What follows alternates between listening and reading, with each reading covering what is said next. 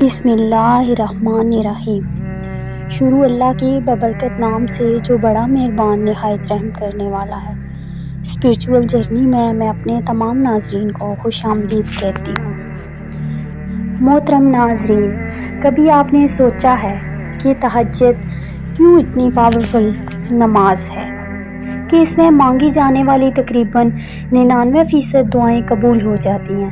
حالانکہ یہ فرض نماز بھی نہیں ہے بلکہ نفل نماز ہے، لیکن اس کے باوجود یہ اتنی پاورفل ہے کہ آپ کے تمام غم، پریشانیاں، مصیبتیں اور تمام جائز دلی حاجات رات کے اندھیرے میں پوری کر دی جاتی ہیں، کیونکہ اکثر رات کے وقت انسان خود کو لے کر، اپنی زندگی کو لے کر اور اپنی زندگی میں چل رہی پریشانیوں کو رات میں بہت زیادہ محسوس کرتا ہے۔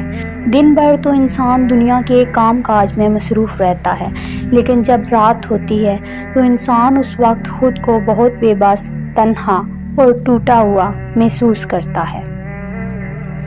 محترم ناظرین، اس وقت انسان اپنا درد نکالنا چاہتا ہے، اپنی بے بسی پر رونا چاہتا ہے۔ پھر جو خوش نصیب ہوتے ہیں وہ تہجد کے وقت اپنا درد لے کر اللہ کے حضور حاضر ہو جاتے ہیں اور اپنے درد کی دوا پا لیتے ہیں۔ اللہ کے سامنے رو کر اپنے دل کو سکون پہنچاتے ہیں، کیونکہ سکون تو صرف اللہ کے حضور ہی میں ہے اور تہجد کے وقت میں ہی ہے۔ یہاں پر کچھ ایسے بھی ہوتے ہیں جو اداس گانے سن کر، گناہ کر کے بستر پر لیٹے لیٹے رو کر بھی اپنا درد نکال لیتے ہیں، لیکن ایسے درد کی کوئی دوا نہیں ہوتی، نہ اللہ کے پاس اور نہ کسی انسان کے پاس۔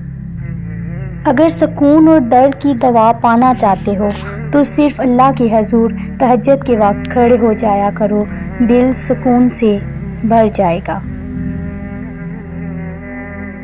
اور اس خاص وقت میں جب سب لوگ سو رہے ہوتے ہیں، اللہ فرماتا ہے کوئی مجھ سے مانگنے والا جو مجھ سے مانگے اور میں اس کو عطا کر دوں۔ یقین جانیے یہ وہ وقت ہوتا ہے جب خالی جھولیاں بھر دی جاتی ہیں۔